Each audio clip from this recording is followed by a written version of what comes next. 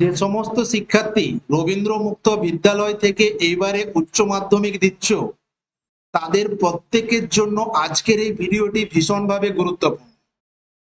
তার কারণ আজকে আমরা মূলত ড্রামা থেকে সাজেশন নিয়ে আলোচনা করব। যে কোশ্চেনগুলো করলে বিগত বছরের ন্যায় সর্বাধিক কমন পাওয়ার সুযোগ রয়েছে। আমি তোমাদের সঙ্গে রয়েছি গোপাল স্যার। আমাদের স্টাডি সেন্টার থেকে কেউ স্বল্প মূল্যে নোট সাজেশন নিয়ে পড়াশুনো করতে চাইলে স্ক্রিনে দেওয়া নাম্বারে হোয়াটসঅ্যাপ করবে। তবে যোগাযোগের ক্ষেত্রে শুধুমাত্র হোয়াটসঅ্যাপই গ্রহণযোগ্য, কোনোভাবে কল করবে না। এছাড়াও বিশদ কোনো কিছু জানার থাকলে অবশ্যই কমেন্টে জানিও। আজকে যেটা মূলত আলোচনা করব, দেখো তোমাদের যে সিলেবাস, সেখানে তোমাদের 7টা প্রোজ এবং 7টা পোয়েম রয়েছে। তার মধ্যে আজকে আমরা ড্রামা নিয়ে আলোচনা করব। কেন ড্রামা নিয়ে আলোচনা করব? তার কারণ দেখো, প্রোজ যদি তোমরা 7টা পড়ো, তাহলে 7টা থেকে মাত্র তোমরা 15 নাম্বার পাবে। আর পোয়েম যদি 7টা পড়ো, সেখান থেকে পাবে 15 নাম্বার। অথচ ড্রামা যদি একটাই পড়ি, সেই একটা ড্রামা থেকে পরীক্ষায় 10 নাম্বার থাকবে। তাই সবার আগে ড্রামাটাই পড়াটাই বেস্ট। তার পরবর্তী ভিডিওগুলোতে আমরা প্রোজ এবং পোয়েমের সাজেশন নিয়ে আলোচনা করব। এই ধরনের আপডেট গুলো কিন্তু সবার আগে পেতে চ্যানেলটিকে সাবস্ক্রাইব করে রাখবে। দেখো, এছাড়াও ইংলিশ বিষয়ে short question, pros, poem, letter এই সমস্ত অংশ থেকেও সাজেশন দেওয়া হয়েছে। যারা দেখোনি তারা অবশ্যই দেখে নিও। আমি এই চ্যানেলের আই বাটনে বা এই ভিডিওর শেষে দিয়ে দেব, অবশ্যই তোমরা দেখে নিও। দেখো, ড্রামা থেকে তোমাদের কেমন কোশ্চেন হয়। দেখো, ড্রামা থেকে যে এমসিকিউ কোশ্চেন গুলো থাকবে, সেগুলো কিন্তু অবশ্যই 7-এর দাগেই থাকবে। এটা একদম ভালো করে বুঝে নাও। 7-এর দাগে 3টে কোশ্চেন থাকবে এমসিকিউ আকারে, প্রত্যেকটার জন্য 1 নাম্বার। তোমাকে কিন্তু 3টে কোশ্চেনই করে আসতে হবে, অর্থাৎ অথবা থাকবে না বা এক্সট্রা কোশ্চেন থাকবে না। ক্লিয়ার? তারপরে দেখো 8-এর দাগে যে কোনো 3টে কোশ্চেন, মানে টোটাল 3টে কোশ্চেন রয়েছে। এর মধ্যে তোমাকে যে কোনো 2টো কোশ্চেন করতে হবে, প্রত্যেকটা কোশ্চেনের জন্য 2 নাম্বার। ক্লিয়ার? তবে এই যে 9-এর দাগের কোশ্চেনটা বলছি, 9-এর দাগে দেখো এখানে 3টে কোশ্চেন দেওয়া আছে। তবে 3টে সাধারণত দেয় না, বেশিরভাগ ক্ষেত্রে 9-এর দাগে যে কোনো 2টো কোশ্চেন থাকে। এর মধ্যে তোমাকে যে কোনো একটা কোশ্চেন পরীক্ষাতে করে আসতে হবে। এটা 23 সালে 3টে কোশ্চেন দিয়েছিল, কিন্তু 22-এ যদি দেখো 2টো কোশ্চেন দিয়েছে। সাধারণত 9-এর দাগে 2টো কোশ্চেন থাকবে, তার মধ্যে তোমাকে যে কোনো একটা কোশ্চেন করতে হবে। এবার দেখো, এটা তোমাদের কোশ্চেন স্ট্রাকচার, কত দাগে কোশ্চেন গুলো থাকে সেগুলো আমি তোমাদেরকে বলে দিলাম। এবার দেখো, যে গুরুত্বপূর্ণ কোশ্চেন গুলো এইবারের জন্য পরীক্ষার আসাতে সম্ভাবনা রয়েছে, সেই কোশ্চেন গুলো তোমরা প্রত্যেকে দেখে নাও। ভিডিওটি না টেনে প্রথম থেকে শেষ পর্যন্ত দেখতে থাকো। আশা রাখি তোমাদের অনেকেরই ইংলিশ বিষয়ে উপকৃত হবে বা তোমাদের পরীক্ষার জন্য অনেক বেশি হেল্পফুল হবে। তাহলে প্রথম কোশ্চেন দেখে নেওয়া যাক কি রয়েছে। Important one liner for MCQ, মানে এখানে যে এমসিকিউ কোশ্চেন গুলো থাকবে সেগুলো 4টা অপশন থাকবে, তার মধ্যে যে কোনো সঠিক যেটা সেটা লিখতে হবে। তাহলে এখানে যেটা রাইট আনসার সেটাই এখানে ওয়ান লাইনার করে দেওয়া রয়েছে, এটা সবাই মাথার মধ্যে ঢুকিয়ে নেও। প্রথম কোশ্চেন কি রয়েছে, the rising of the moon written by, মানে দ্য রাইজিং অফ দ্য মুনের লেখককে, কে লিখেছে এই ড্রামাটা? লেডি গ্রেগরি, আনসার হবে লেডি গ্রেগরি। নেক্সট কোশ্চেন কি রয়েছে, the meaning of the ballad is, এই ব্যালাডের মানে কি? এই ব্যালাডের মানে হচ্ছে a small song which tells an ancient movement. Okay, একটা শর্ট গান, একটা ছোট্ট গান, যেটা অনেক আগে কি করা হতো, অনেক আগে যে মুভমেন্ট গুলো হতো সেই সময় কি হতো, গাওয়া হতো। এটা একটা প্যাট্রিয়টিক সং বলতে গেলে, এরকম ধরনের গান। ওকে, নাম্বার 3, যে নেক্সট কোশ্চেন রয়েছে, the disguise name of the fugitive is, এখানে যে ফুজিটিভ রয়েছে, পলাতক যে মানুষটা রয়েছে, জেল থেকে যে ছদ্মবেশে পালিয়েছে, সে কি নাম নিয়েছিল? সে একটা ছদ্মবেশী নাম নিয়েছিল কিন্তু সার্জেন্টের কাছে। সেই নামটা কি ছিল? সেই নামটা ছিল জিমি ওয়ালস। ওকে, নেক্সট কি রয়েছে দেখো, নেক্সট রয়েছে the meaning of the comrade is, comrade কথাটার মানে কি? এটার মানে কি? এটার comrade means a friend or partner of same group, মানে একটা গ্রুপের মধ্যে যারা অন্যান্য বন্ধু রয়েছে বা পার্টনার রয়েছে ওদেরকে আমরা কি বলতে পারি, কমরেড বলতে পারি। ওকে, নেক্সট দেখো নাম্বার 5 এ কুই ইজ আ, কুই কথাটার মানে কি বা কুই জিনিসটা কি। Quay is a sea platform to load and unload vessels.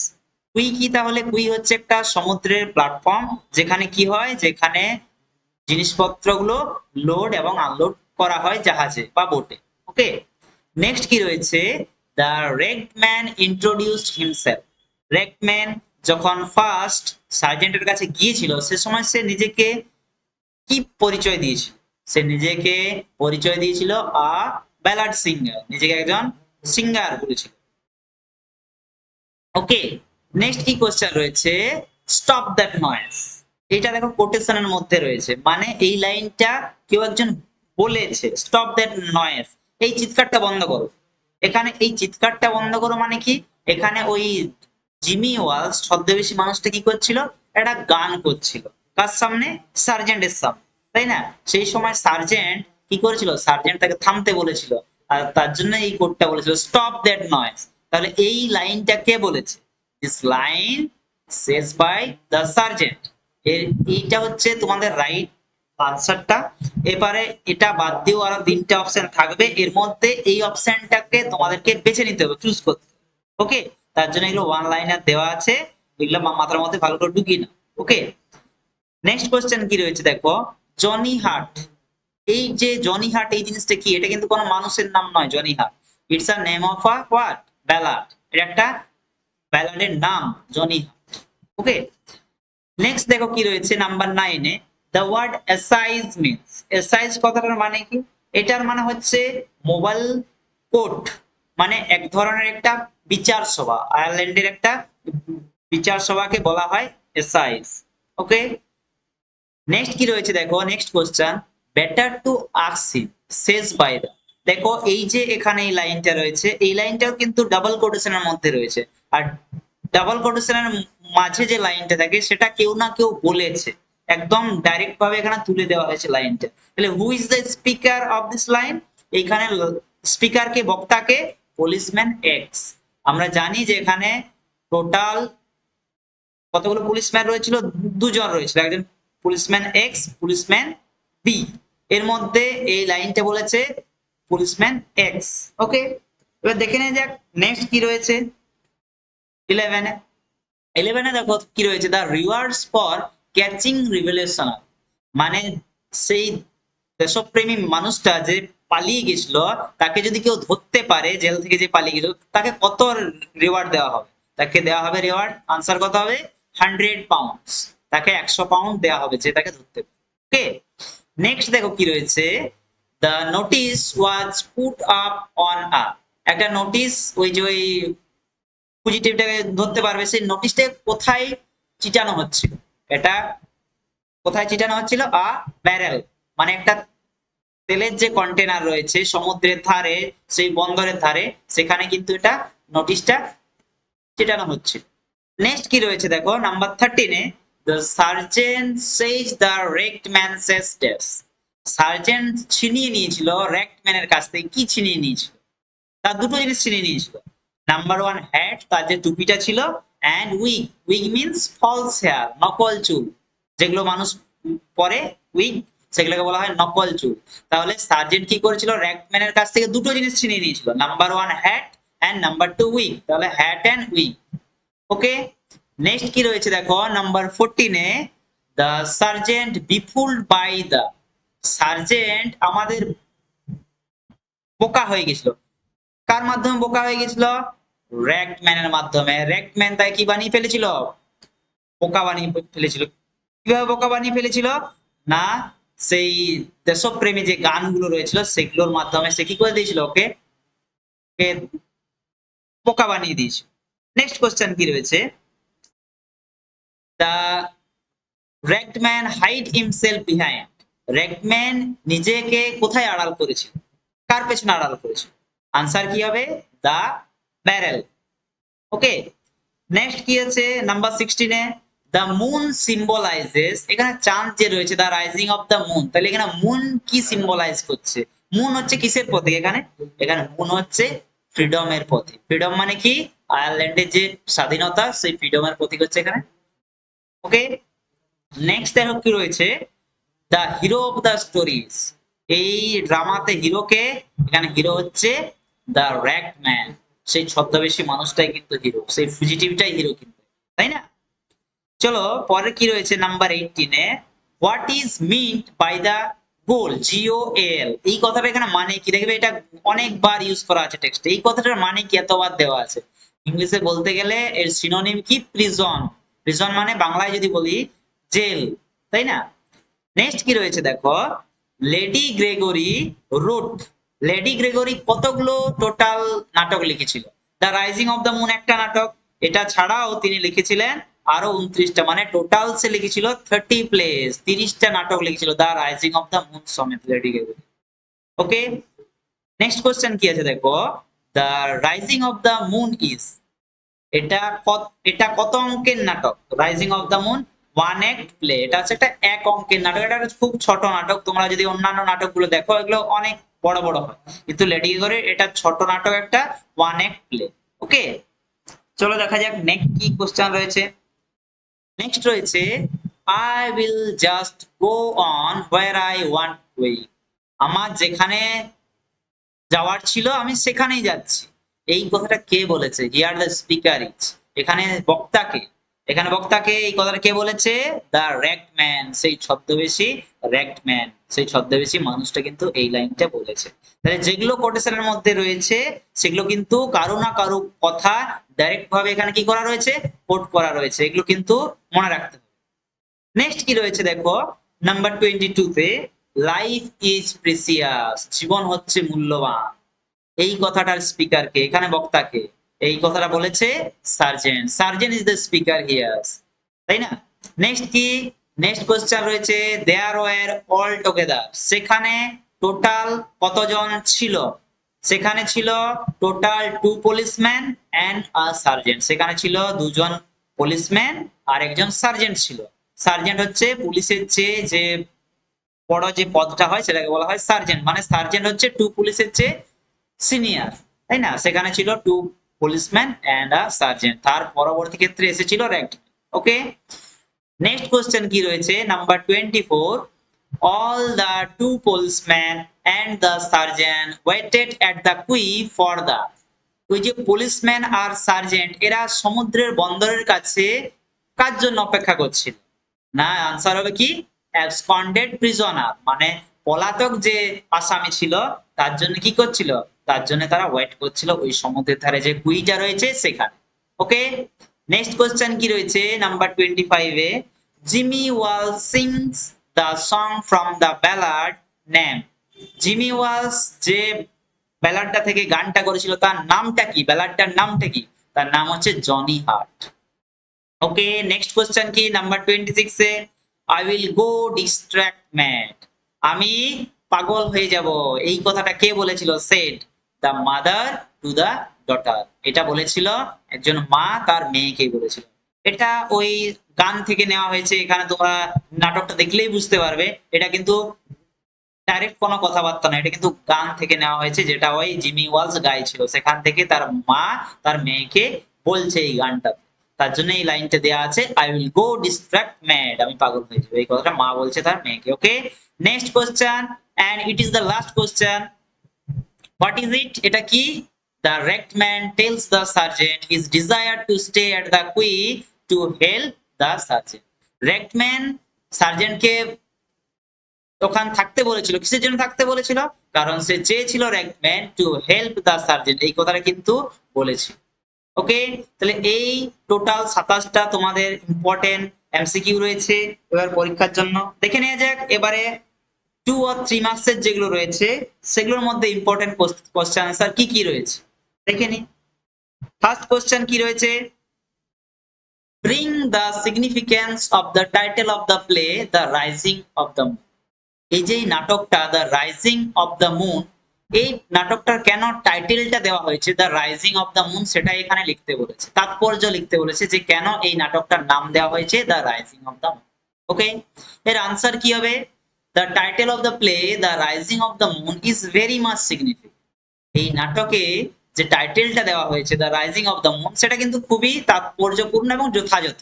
কেন যথাযথ? পরের লাইনে দেখে নাও, the moon is often symbolises change and cycles in literature. চাঁদ কি হতে থাকে? চাঁদ এমন একটা প্রতীক যেটা চেঞ্জের প্রতীক, বারবার সেটা প্রতিনিয়ত চেঞ্জ হতে থাকে। যদি আমরা দেখি চাঁদকে তাহলে দেখবে চাঁদ প্রতিদিন প্রতিদিন কি হচ্ছে, বিভিন্ন আকার নিচ্ছে, বিভিন্ন রূপ নিচ্ছে। একই রকম ভাবে আয়ারল্যান্ডের যারা দেশপ্রেমী মানুষ ছিল তারাও আয়ারল্যান্ডকে আস্তে আস্তে কি করছে, ফ্রিডমের দিকে নিয়ে যাচ্ছে।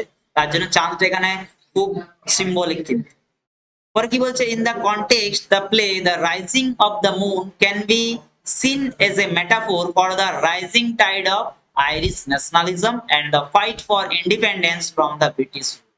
এখানে রাইজিং অফ দ্য মুন একটা মেটাফোর। মেটাফোর কথাটা মানে, মেটাফোর মানে কি, বলবো এ বোঝাবো আরেক, সেইটাই হচ্ছে মেটাফোর, তাই না? তাহলে এখানে যে চাঁদ, এটা কিসের মেটাফোর? এখানে মেটাফোর হচ্ছে চাঁদটা যেমন আস্তে আস্তে তার সাইজ নিচ্ছে, একই রকম ভাবে কি হচ্ছে, ওই আয়ারল্যান্ডের যে সমস্ত দেশপ্রেমী মানুষ তারাও কিন্তু আস্তে আস্তে কি করছে, এই ব্রিটিশ রুল থেকে ইন্ডিপেন্ডেন্ট হওয়ার চেষ্টা করছে, নিজের দেশকে ইন্ডিপেন্ডেন্স করার চেষ্টা করছে। The play is said during the time of political unrest. এই নাটকটা সেই সময়ই লেখা হয়েছিল যখন এই পলিটিক্যাল আনরেস্ট, যখন এই রাজনৈতিক কি হচ্ছিল, রাজনৈতিক একটা প্রেক্ষাপট দেখা দিয়েছিল। And the moon's rising signifies the awakening mobilisation of the Irish people toward their cause. আর এই the rising of the moon, এই যে চাঁদের যে আলো ওঠাটা, এটা কিন্তু ওখানে যে মানুষদের মধ্যে যে স্বাধীনতা বোধ জাগছে আইরিশ পিপলের মধ্যে, এটাও কিন্তু ওরই প্রতীক। তার জন্য এই নামটা the rising of the moon খুব তাৎপর্য। ওকে, নেক্সট গুরুত্বপূর্ণ কোশ্চেন কি আছে দেখে নেওয়া যাক। Number 2, write the setting of the play the rising of the moon. এই যে রাইজিং অফ দ্য মুন কোন জায়গাতে কিরকম ভাবে এটা সেট করা হয়েছে, এই সেটিংটা কিন্তু খুব সুন্দর, লেডি এগরি খুব সুন্দরভাবে সেট করেছে। দেখে নেওয়া যাক কি বলছে। The rising of the moon by Lady Gregory set on a quay of a small Irish seaport town on a moonlit night. এই নাটকটা লেডি গেগরির, এটা কোথায় সেটিংটা রাখা হয়েছে? সেটিংটা রাখা হয়েছে একটা কুই। কুই মানে কি? কুই মানে হচ্ছে সিপোর্ট, সমুদ্রে যে বন্দর রয়েছে আয়ারল্যান্ডের, সেখানে এটা করা হয়েছে। আর কি রয়েছে? একটা মুনলিট নাইট মানে চাঁদের আলো রয়েছে, ফিচারিং প্রপস। আর কি কি ওখানে আবার জিনিস রয়েছে, লাইক পোস্ট, সেখানে বিভিন্ন খুঁটি রয়েছে, চেন মানে শিকল রয়েছে সেখানে, লার্জ ব্যারেল অনেক বড় কন্টেনার রয়েছে, তেলের পাত্র রয়েছে যেটাকে বলা হচ্ছে ব্যারেল, এন্ড স্টোন স্টেপ পাথরের কি রয়েছে, সিঁড়ি রয়েছে সেখানে। আর কি আছে? ক্যারেক্টার্স কারা রয়েছে? Characters include 3 policemen in early 20th century uniform and ragged man। ওখানে 3জন পুলিশম্যান রয়েছে, তারা সবাই নিজের পোশাক পরে রয়েছে, আর একজন র্যাগড ম্যান রয়েছে। The moonlit and sea proximity, সেই সমুদ্রের জলে যে চাঁদের আলো পড়ছে, contribute to the place atmosphere. এই যে নাটকের যে পরিবেশটা সেটা কিন্তু খুব সুন্দরভাবে রাখা হয়েছে। ওকে, এটা হচ্ছে সেটিং অফ দ্য প্লে। এরপরে 3 নম্বর গুরুত্বপূর্ণ কোশ্চেন কি রয়েছে দেখে নেওয়া যাক। How many characters are there in the play the rising of the moon.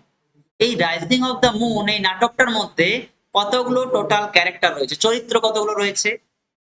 না, এই নাটকটার মধ্যে টোটাল 4 জন ক্যারেক্টার রয়েছে। There are 4 characters in the play. And who are they? They are ragman, sergeant, policeman B and policeman X. Total এই 4 জন character রয়েছে এই নাটকটার মধ্যে। ওকে, দেখে নেওয়া যাক 4 নম্বর ইম্পর্টেন্ট কোশ্চেন কি রয়েছে। What is the main theme of the play the rising of the moon. এই রাইজিং অফ দ্য মুন এই নাটকের মেন থিমটা কি, মেন বিষয়বস্তুটা কি? আনসার কি? One of the main theme of Rising of the moon is subversion of the national identity by the colonialism. সেই ইংরেজদের রাজত্বকালে যে আয়ারল্যান্ডের মানুষের মনেও যে স্বাধীনতা বোধ জেগে উঠেছিল, এটাই কিন্তু এই নাটকের মেন থিম রাখা হয়েছে। পরের লাইন কি বলছে? In the play, the sergeant has subverted his own Irish identity in order to enforce British colonial rule as a police officer. এখানে যে সার্জেন্ট রয়েছে তার মনের মধ্যেও কিন্তু একটা স্বাধীনতা বোধ রয়েছে, কিন্তু সেটাকে সে আত্মগোপন রেখেছে। তার নিজের যে আইডেন্টিটি সেটাকে সে আত্মগোপন রেখেছে।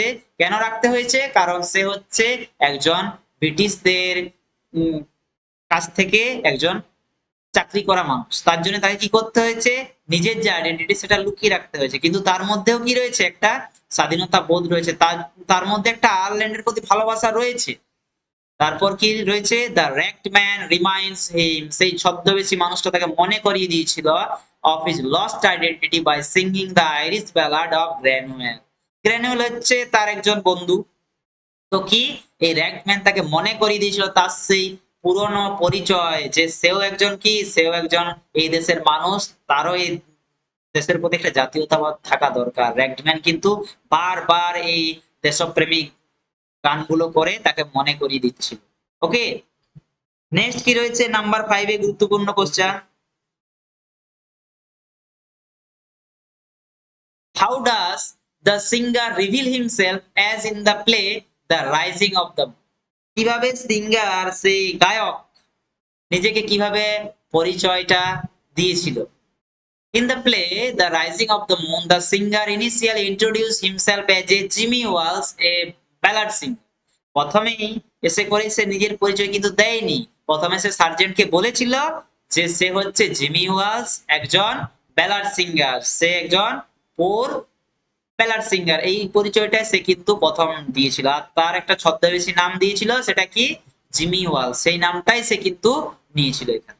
However, as the narrative unfold, আমরা দেখতে পাই যখন এই নাটকটা এগিয়ে যায়, he reveals his true identity as an Irish rebel sought by the English government. দেখতে পাওয়া যায় যে আস্তে আস্তে তার পরিচয়টার আত্মপ্রকাশ ঘটছে, যে তিনি হচ্ছেন একজন আইরিশ রেবেল, এই আয়ারল্যান্ডের একজন বিদ্রোহী মানুষ, একজন দেশপ্রেমী মানুষ। এই যে আইডেন্টিটিটা তার কি হতে থাকে? আত্মপ্রকাশ করতে থাকে আস্তে আস্তে। Interestingly, he spends most of the time in conversation with the sergeant. সে আস্তে আস্তে কি করতে থাকে? সেই সার্জেন্টের সাথে যত কথোপকথন করতে থাকে, আস্তে আস্তে তার পরিচয়টা পাওয়া যায়। Who don't recognize him, প্রথমে কিন্তু সার্জেন্ট তাকে চিনতে পারেন।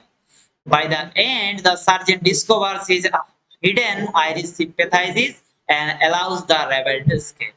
অবশেষে যখন বুঝতে পারে সবার শেষে তার হিডেন পরিচয়, তার গোপন পরিচয়, সেই সময় তাকে এলাও করে, সেই সার্জেন্ট তাকে পালিয়ে যেতে এলাও করে। কারণ কি? কারণ সার্জেন্টের মনে অলরেডি এই এসকেপ প্রিজনার দেশপ্রেম জাগিয়ে দিয়েছিল, তার জন্যই এই সার্জেন্ট তাকে হেল্প করেছিল পালিয়ে যেতে।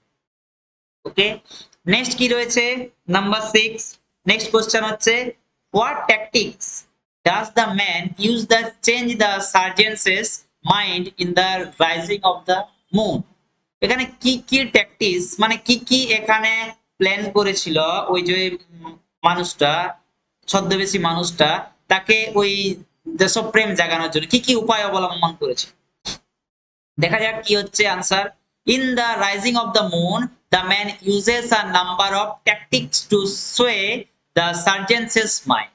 এই নাটকে অনেক অনেক কি করেছিল? এই নাটকে অনেক ধরনের গান করেছিল সে ওই যে সার্জেন্টের মনে দেশপ্রেম জাগানোর জন্য। He first gains the sergeant's trust by claiming to know the rebel will. প্রথমে সার্জেন্ট দেখছিল, প্রথমে আমাদের র্যাকম্যান দেখছিল যে সার্জেন্টের মনে দেশপ্রেম আছে কি নেই, which makes the sergeant feel safer. He then steers up. তারপরে কি করে? সেই ছদ্মবেশী মানুষটা তাকে নাড়া দেয়, তার মনটা অন্যদিকে চালিত করে দেয়। সার্জেন্টস ডোরম্যান্ট rebel sympathizes by singing old Irish song. সেই যে পুরনো আইরিশ দেশপ্রেম গানগুলো ছিল সেগুলো বারবার সে গাইতে থাকে আমাদের র্যাকম্যান, আর সেগুলো শুনে শুনে শুনে শুনে তার সেই প্রথমের যে জীবন সেগুলো মনে পড়ে যায় আমাদের সার্জেন্টের। নেক্সট কি রয়েছে? Irish identity and pass support for Irish nationalism, this tactics leads the sergeant to let the rebels কে। তাহলে এই যে এই সার্জেন্টের মনটাকে অন্যদিকে চালিত করেছিল। সার্জেন্ট যে একজন লয়াল অফিসার, সেটা থেকে সার্জেন্ট একজন দেশপ্রেমী মানুষ বানিয়ে দিয়েছিল। সেটা হচ্ছে একমাত্র উপায় অবলম্বন করেছিল, সেটা হচ্ছে বিভিন্ন ধরনের গান, এই দেশপ্রেম গান শোনাচ্ছিল। আমাদের এই র্যাগড ম্যান। ওকে, নেক্সট গুরুত্বপূর্ণ কোশ্চেন কি আছে দেখে নাও।